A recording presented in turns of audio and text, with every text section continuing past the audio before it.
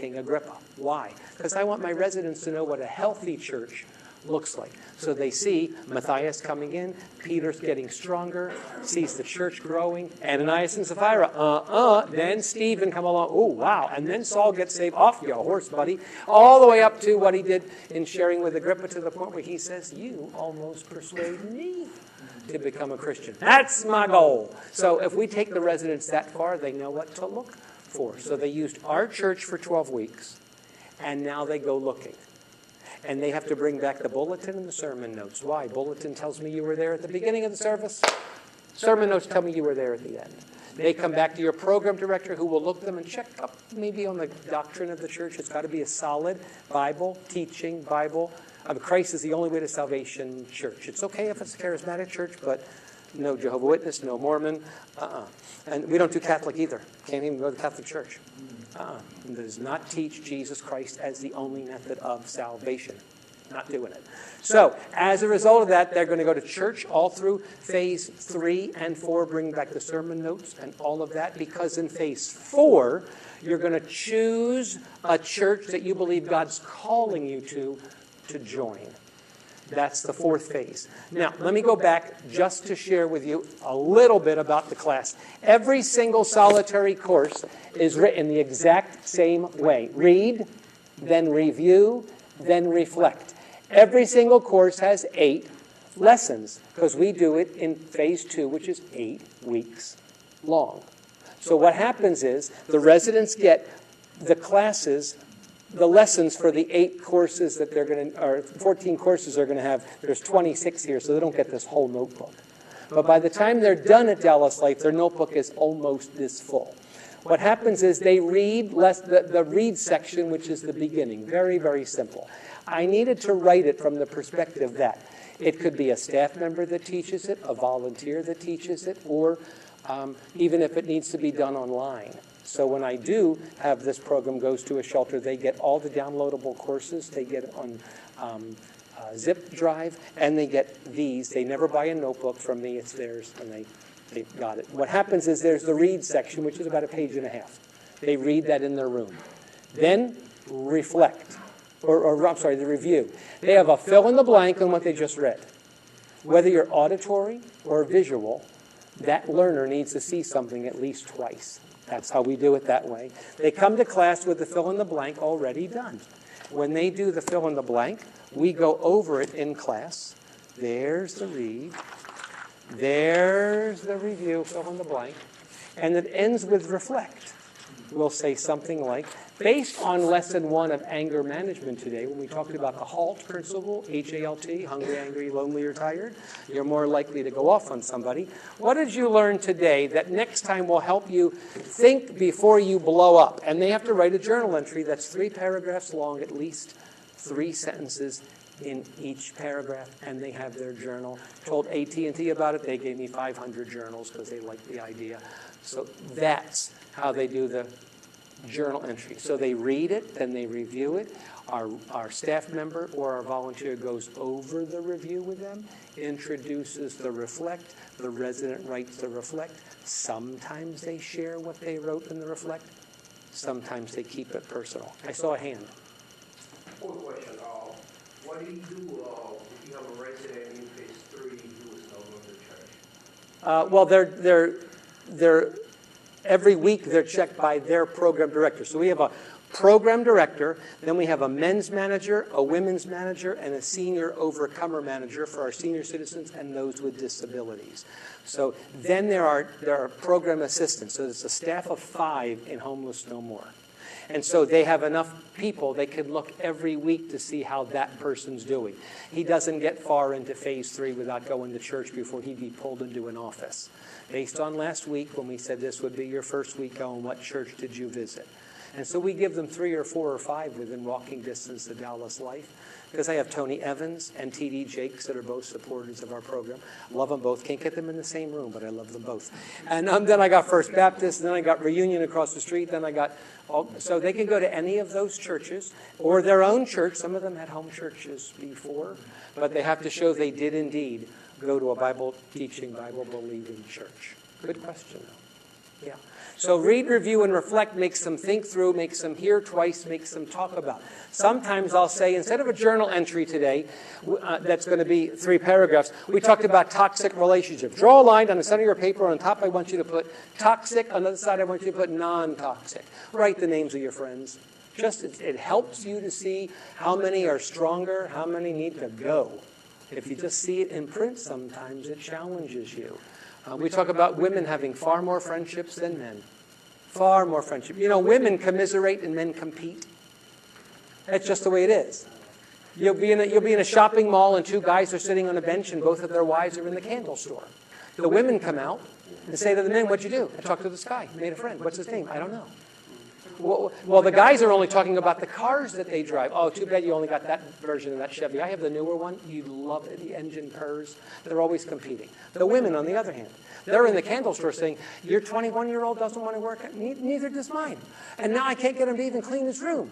Then she comes out, tells her husband the struggle that she just faced. "Her and that lady are going for coffee next week." No, not the guys. So we men, Stu Weber wrote a great book called Men Without Friends.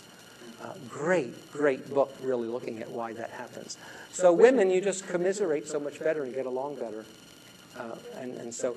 So that program, when we look at the 4 phases, how can you get it and what's involved? I have this here so people can take a look at it. Just to make services available. If that's something you're interested in, perfectly fine. You can let me know. I have a couple books over here. That the first 2 books I wrote on Homeless No More, which talks about the program and also specifically talks about traumatic brain injury and how many came back from Iraq and Afghanistan. So many with post-traumatic stress. There's also a sheet over there. If you feel as though you're really moving in all the right directions, but you're coming up against a lot of struggle, and it just would help you to talk, you can give me a call. If you're a CEO saying, I know exactly what I want to do, but you have no idea what my board is like, I'm there if I could be of any assistance.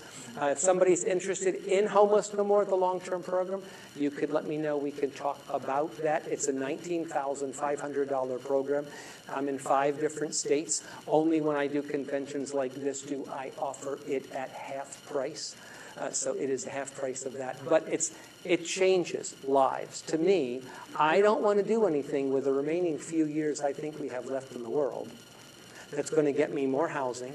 You know, in Dallas, we have HMIS like you have in many of your cities, and the city of Dallas is asking me constantly for how many people? Well, I have 40,000 unduplicated names in our computer system I will not give to the city of Dallas, for they will go to the capital, Austin. They will lobby for more permanent supportive housing that will come back to Dallas. There are 20,000 nonprofits inside the city limits of Dallas. Many of them say 4 weeks free of marijuana and you're healed. Well, 4 weeks free of anything heals you from nothing. How do we know? We've all been on a diet. That's how we know. 4 weeks doesn't, but they'll get all those free apartments with people that went through a 4-week program. I have a 10-month program. I'll never see any of those free apartments. Why am I going to give them all my names? So watch what they say. I've even had a city council person say to me, "Bob, you don't play in the sandbox." I said, "That's because you shove sand down my throat. That's why I'm not playing in your sandbox."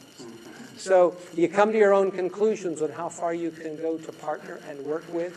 But I'll tell you, God superimposes and goes.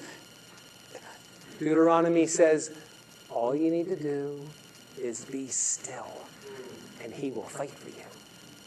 When you come up to the fight, and I'm not saying we're looking for fights, I'm saying that we cautiously walk along the way, and if you sense a fight is brewing, you may do your best to avoid it, but sometimes it jumps right in front of you and you can't get past it without going through it. Then the gloves have to come off, and you better be ready to start swinging. And I think as believers we're supposed to, if we have to fight back. So when man's law comes against God's law, then get ready for the knockdown, drag out. And so you don't give in where you don't have to. That's essential. That's absolutely essential. And earlier mentioned Teddy Cares program. There's the bear in the book there. If it helps you in any way, you get a business card. I can.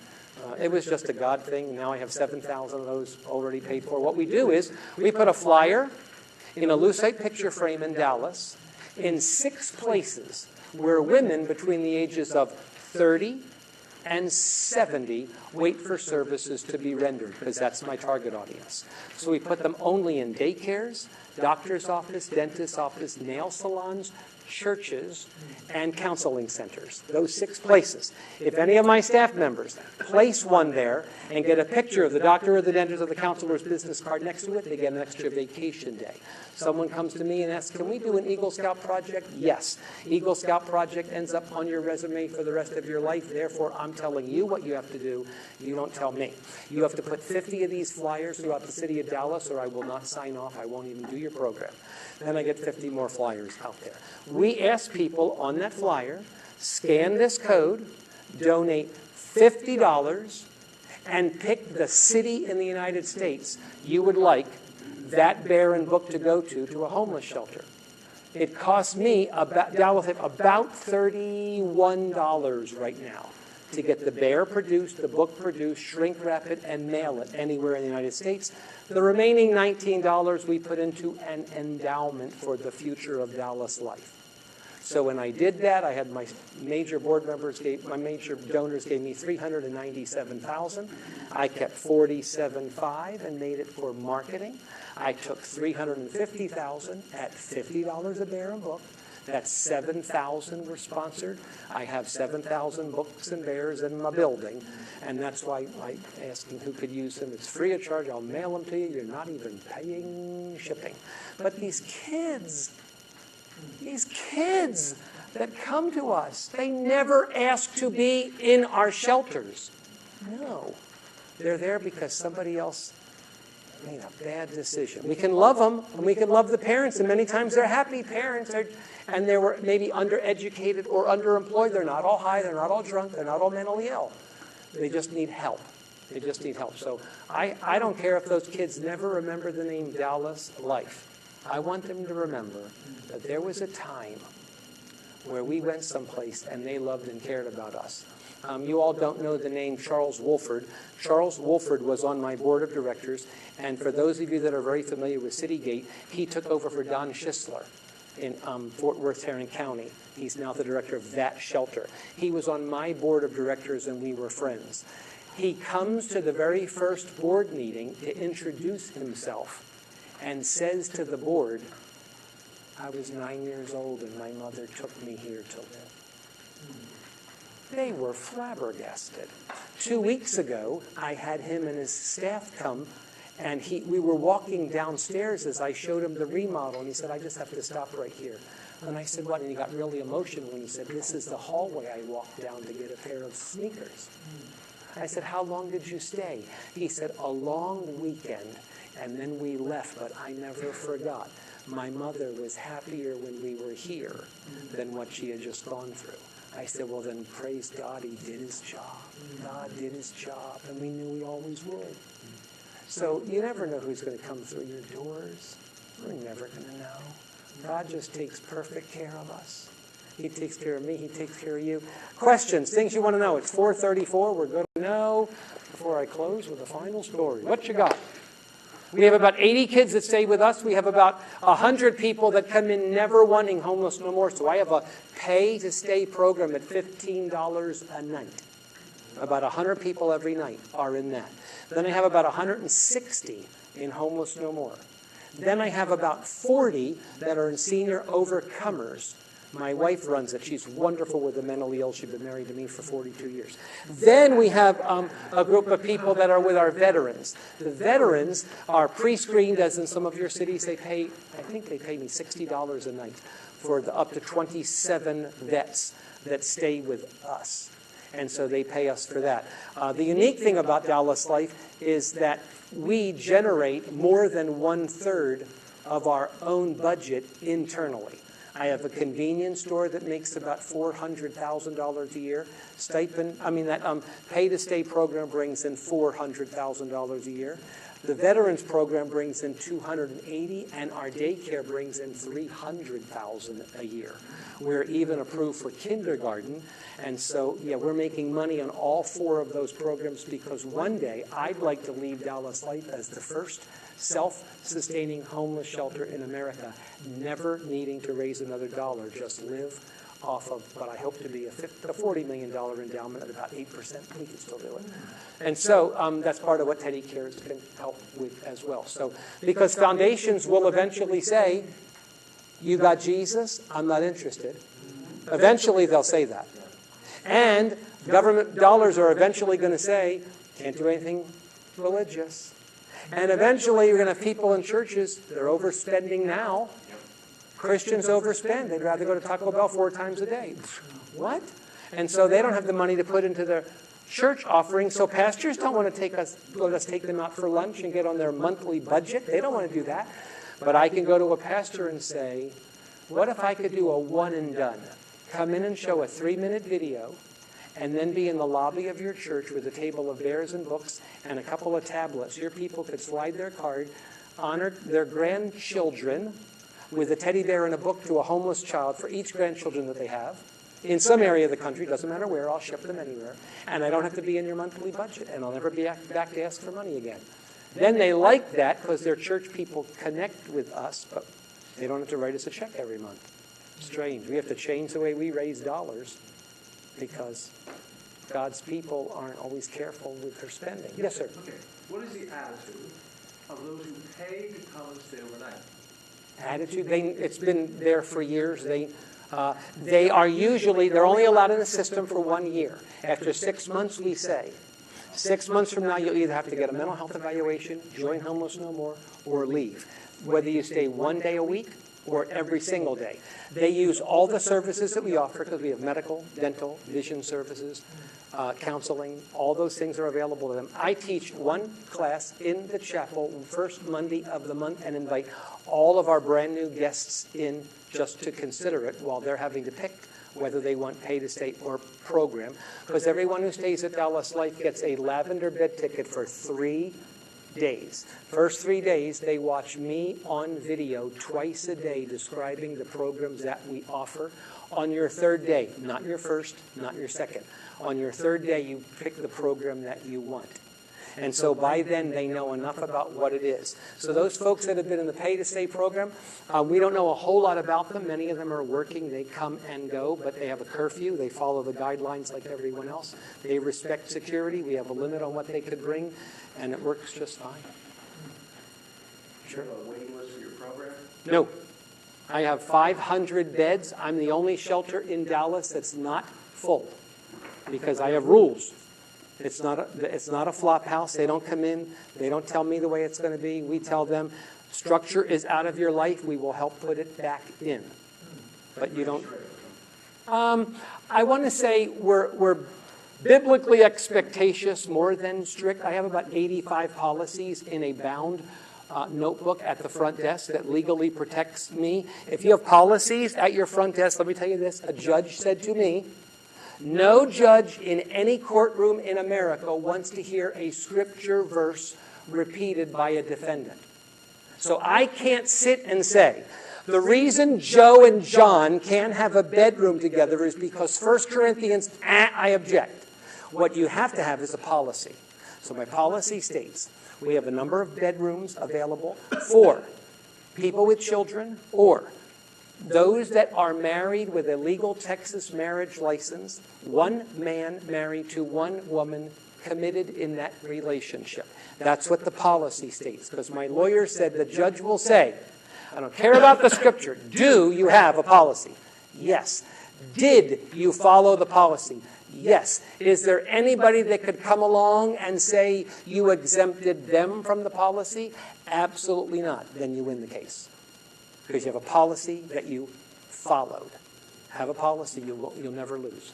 Have a policy. Okay, so you're saying, I get what you're saying, then you mean clear, husband and wife, not husband and husband. Correct. Okay, so that way they can't say, well, we're married. Right. Husband and wife. Right. Like one man, one woman committed. You don't eat 1 Corinthians 7 verse 2. Right. Okay. Because I write the policy based on what I know about 1 Corinthians 7:2, but I don't put it in the policy. Absolutely right. Absolutely right. Come on. Two questions. So I'm from Columbus, Nebraska. 25,000 people, so a little smaller. So on the curriculum of Homeless No More, the question is, would you be able to adapt that Yes. to a smaller mission? Great So question.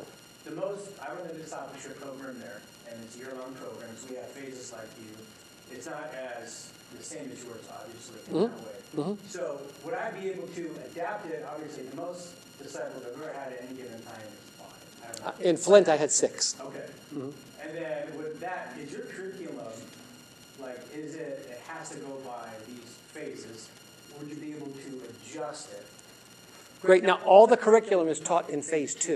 Okay. You could divide it out. I have some shelters that take it because their folks all must be working, so they teach one class per evening, Monday through Thursday. They only get 4 classes in a week. Mine get 14 because they're captive audience and they're right there. I also have shelters that are women only. So they say put together the 12 that are best suited for a woman, and we can do that. They were designed that way. So, and we just give them that package. And normally what I say is that's about half the program, so I'll do it for half price. And so they pay half price for that. In a situation like this, at a convention, I give the whole program at half price, and we will benefit both. Other things? I have a question. This is something that I deal with in Wilmington.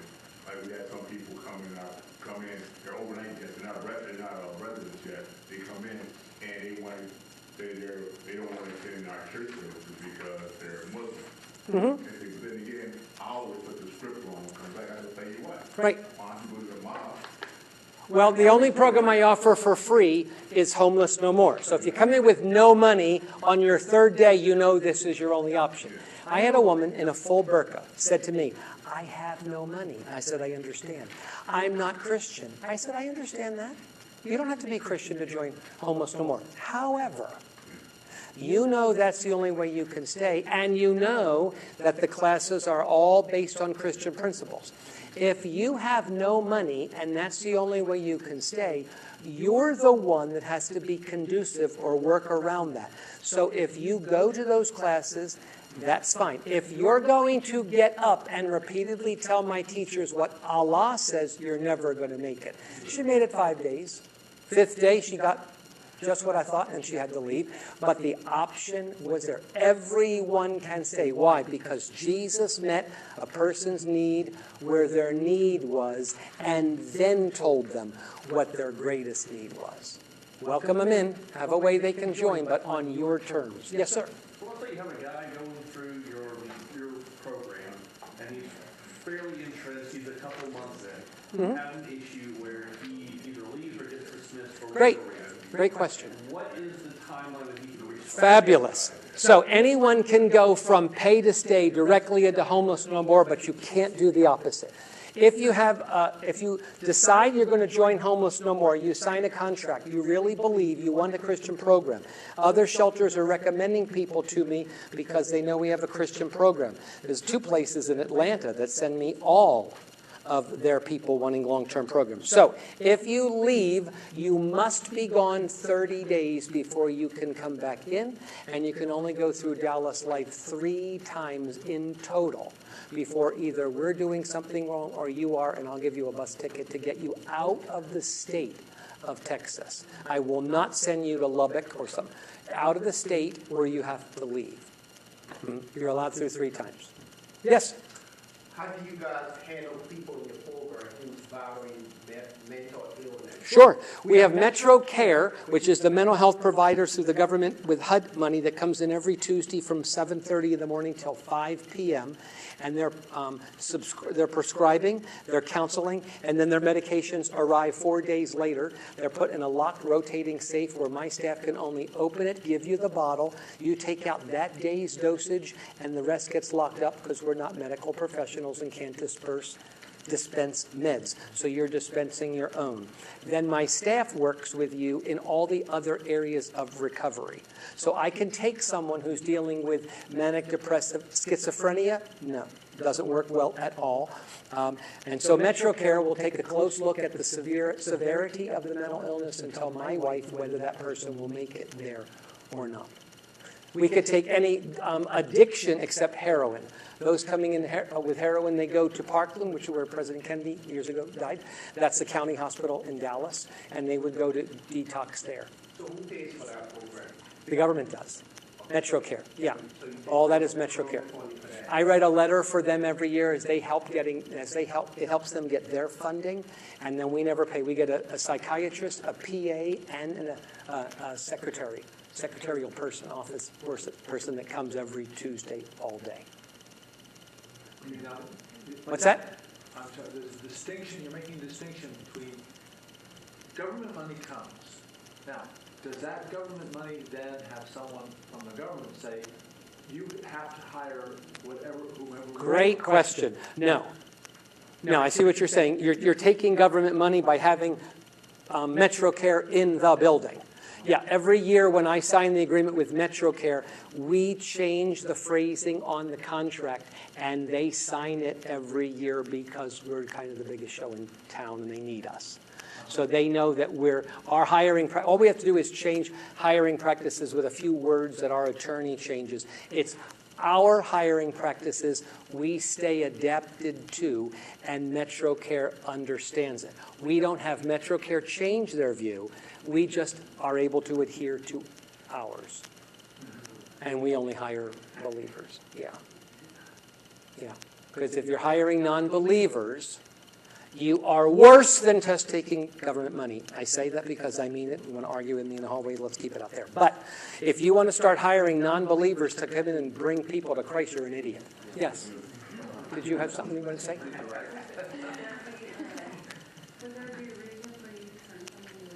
Great question. Severity of a felony. Arson.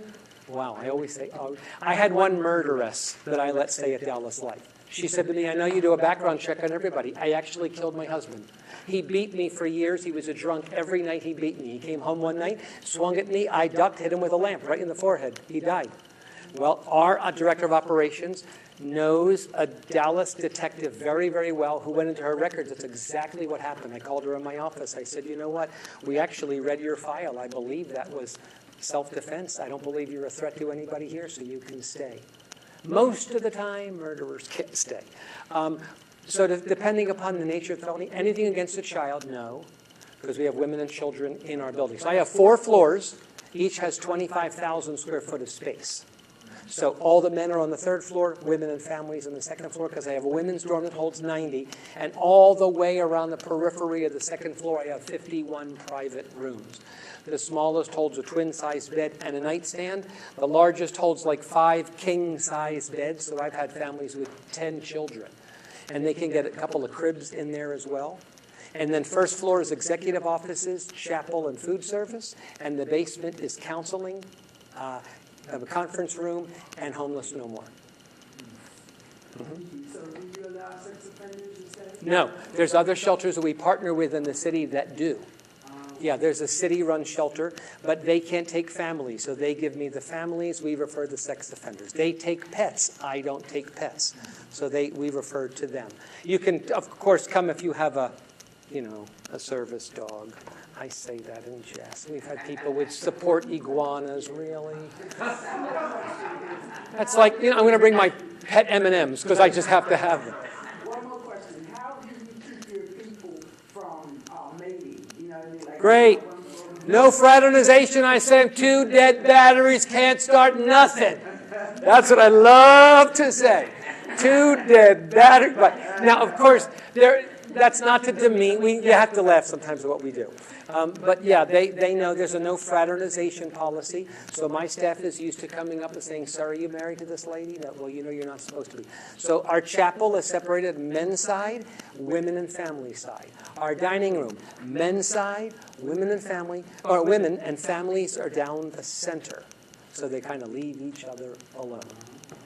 Yeah. It's an issue for all of us, isn't it? Yes, ma'am. What about LGBTQ elderly? Anyone can stay at Dallas Life if you meet our policy. So if you come in and say, I am homosexual, I say, You declare yourself to be homosexual. If you are willing to abstain from that while you are here, you're welcome to stay here. 2 men, you can have your bed here and his bed can be there. You end up in the same one, you're gone. You will not get a private room. And you can't fraternize even with same sex if it's for a sexual encounter and people hear you hitting on somebody. You're even then told no fraternization. And the basic thing I tell them is you're here for recovery. You're not here to build a best friend of the same sex or other. However, many times you do build friendships. I'm not even against a phase 3 person who comes to me. Now, they got clean in 1. They woke up and learned classes in phase 2. And phase 3, they're going off to church. If they come to me and say, Reverend Sweeney, I'm really drawn to this lady in phase 3. We've been here now 7 months. And great, let's see you get to phase 4. And maybe counselors can start talking with you about that. I'm not against an occasional wedding. Occasional, very, very rarely occasional. Anything else? What's that? Gotcha. What's that? 1/3 of my 72 staff right now graduated from Homeless No More. Okay, so talk to me if you're interested in the program. We're going to pray right now. Father, thank you for this time. Thank you for you recover everybody who recovers. Everyone who says no to your recovery, you tell them what you picture for them, and you wait. You waited for all of us. How dare us say we won't wait? I'll wait. I don't care how many times. I ask that you will bless each of us to reevaluate why we're called to what we do and make sure that we're doing it the way you want, even if it means we have to talk to our bosses, leave our jobs, or make a change. Help us do that, we ask in Christ's name. Amen. Thanks, everybody.